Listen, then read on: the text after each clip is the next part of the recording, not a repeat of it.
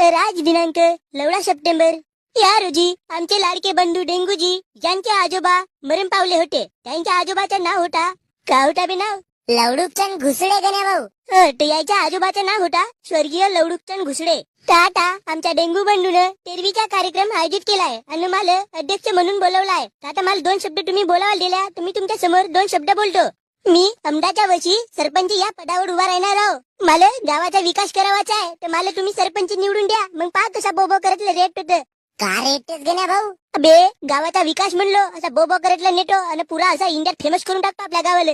अरे गण्या भाऊ, माझा आजा मेला तर त्याबद्दल तू 2 शब्द बोल ना. तू ती सरपंच बनतो म्हणून बोलत आहेस. अबे थांब ना बे लवड्या. माझ्या जीवनात मला पहिली काही स्टेज भेटलाय आणि स्टेज समोर एवढे मोठे गाव आले या गावाला सांगायला लागेल ना का मी सरपंच बनत आहो म्हणून. तेव्हाच हे मला वोट देतील ना. अबे गण्या भाऊ, पण हे माझ्या आजाची तेरवी हो ना. ते ती तू सांग ना का माझा आजा कसा होता आणि कसा मेला.